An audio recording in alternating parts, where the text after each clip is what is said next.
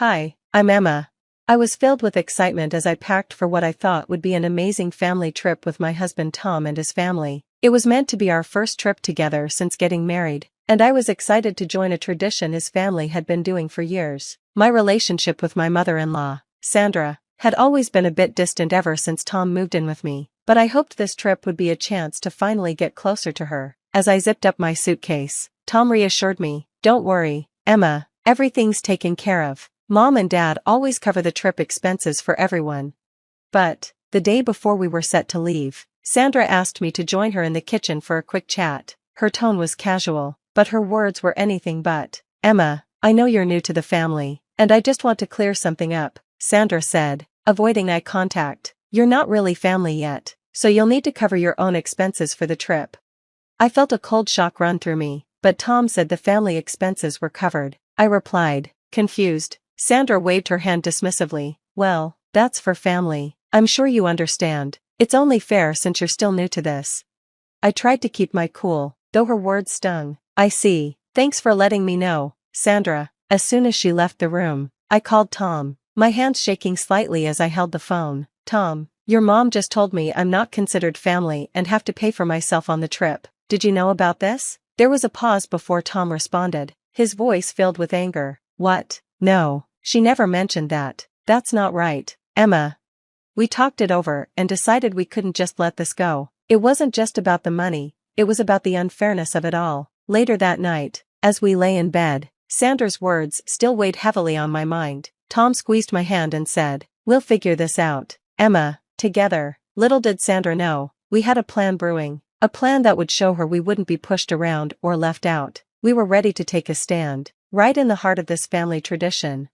The next morning at the airport, things were about to take an unexpected turn. As we drove there, the tension in the car was thick. Tom kept glancing at me, his jaw clenched, eyes flicking between the road and me. I could tell he was just as upset as I was, maybe even more. He reached over and squeezed my hand. "We're not letting this slide, Emma. What Mom said isn't okay." I nodded, my stomach in knots. "I know, it feels like she planned this, telling me at the last minute."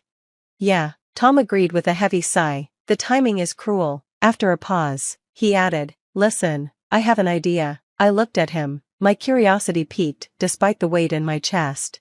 "What if we just go somewhere else, just the two of us?" Tom said, his voice cutting through the tension. "We can still go to the airport, but take a different flight." His idea echoed in my mind. At first, I was surprised, but then a feeling of excitement crept in. Was he really suggesting we ditch the family trip and go on our own adventure?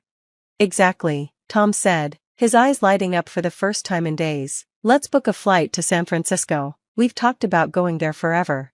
San Francisco? I thought about it. It was a bold, spontaneous move. It felt rebellious, but also completely right. It wasn't just about escaping the family vacation. It was about reclaiming our own space as a couple. "Let's do it, Tom. Let's take back our honeymoon phase that she tried to ruin." Tom pulled out his phone and started browsing flights while I drove. We found a flight to San Francisco, leaving at almost the same time as the family's flight to Hawaii. With just a few taps, our secret getaway was booked. "We'll still go to the airport with everyone," Tom planned aloud, like he was solving a puzzle. "We'll check in together, but when it's time to head to the gates, we'll make up an excuse to split off. Maybe we'll say we're grabbing coffee or something." I nodded, the plan coming together in my mind. "And then we just won't show up at their gate, we'll go to our gate instead." "Exactly, and once we're on the plane, I'll text Mom. I'll tell her that since you're not considered family, we decided to do our own thing." It was simple, bold, and empowering. That night, as we packed our bags, the sting of Sandra's words still lingered, but the thrill of our upcoming adventure overpowered it. We were really doing this. The next morning at the airport, the usual pre-flight chaos buzzed around us. Sandra was busy handing out boarding passes, her voice loud as she went over plans for the trip, completely unaware of our secret. The family chatted excitedly about the beaches and activities in Hawaii, while Tom and I exchanged knowing glances. As we walked towards the security line, Tom leaned over and whispered, "Ready for this?" "More than ever," I whispered back, surprised by how strong my voice sounded. We were stepping into a new chapter, one where we weren't just following someone else's rules or expectations. This time, we were writing our own story.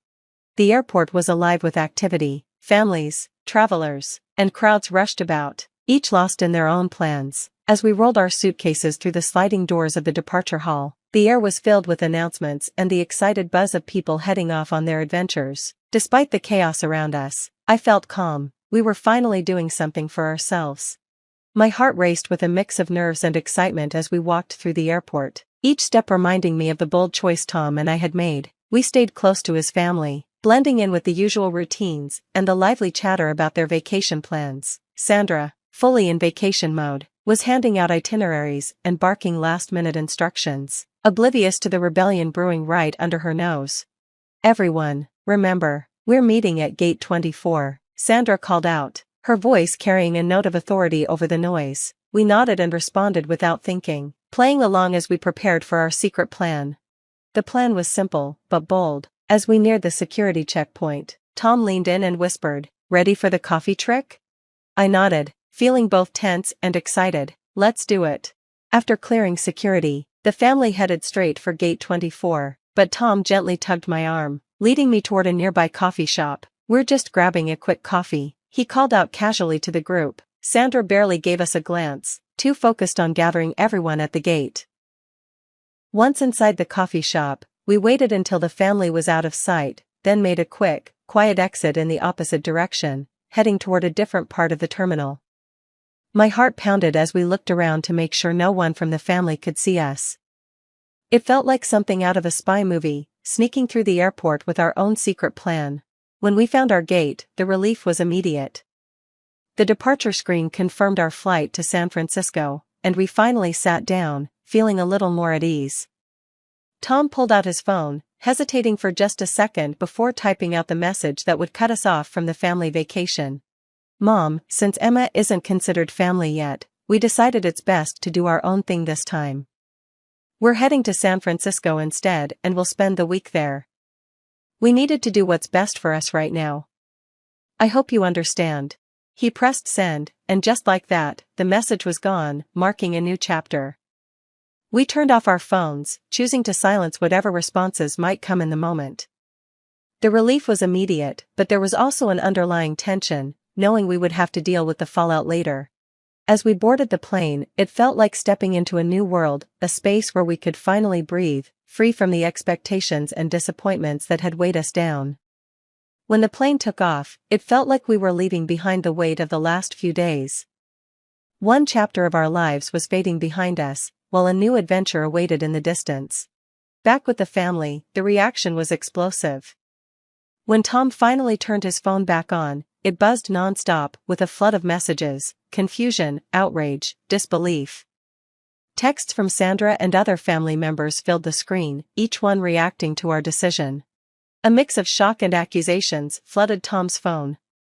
Sandra's messages stood out, sharp and filled with blame. "How could you embarrass me like this? This is irresponsible and utterly selfish." Her words stung, but as San Francisco came into view, bathed in the golden hues of the setting sun reflecting off the ocean, the noise of the family's discontent felt distant. We were on our own adventure, one we had chosen together. Despite the turbulence we left behind, ahead of us lay a new path, full of our own choices and dreams.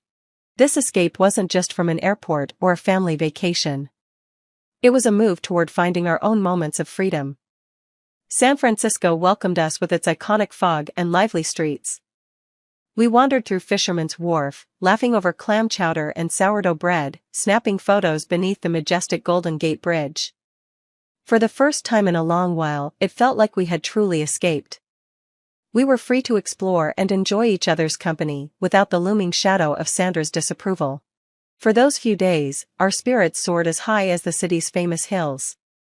But even as we lost ourselves in the beauty of the city, Tom's phone continued to buzz with reminders of the storm we had left behind. He kept the details to himself, trying to protect me from the worst of the backlash, but I could see the tension in his eyes. Reality awaited us, heavy and unavoidable. When we returned home, it hit us right away. Sandra's car was parked outside, a dark cloud over what we had hoped would be a peaceful return. Tom squeezed my hand, silently bracing for what was to come. We hadn't even put down our luggage when Sandra stormed through the front door, her face twisted with rage and hurt. How could you two be so selfish to just run off like that? She snapped, her voice slicing through the calm we had gathered. Mom, we needed to do what was best for us. We felt excluded and unwelcome, Tom replied, his voice steady but clearly defensive. That's no excuse to humiliate me in front of the entire family. Sandra shot back, her hands trembling with anger. The argument escalated quickly. I tried to step in, hoping to calm things down. Sandra, we didn't mean to upset you, but… Don't you dare butt in, young lady, she interrupted, her eyes blazing with fury. You're the reason my son is turning against me. In a sudden flash of anger, Sandra lunged forward and slapped me. The sting of the slap wasn't just physical, it was the clearest sign of the toxicity we had been trying to escape. Tom immediately stepped between us, his face filled with outrage. That's enough, Mom. You can't just come here and attack Emma like that. The situation spiraled out of control. Sandra continued to hurl accusations, her voice rising with every insult. Tom had no choice but to call the police.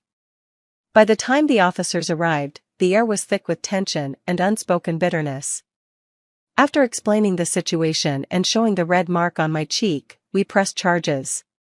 Sandra was taken away, still spewing anger and resentment. When the officers left, the house fell into a heavy silence. Tom and I sat down, the adrenaline slowly fading, leaving behind only exhaustion and a deep sadness. We had escaped for a moment, but reality had followed us home.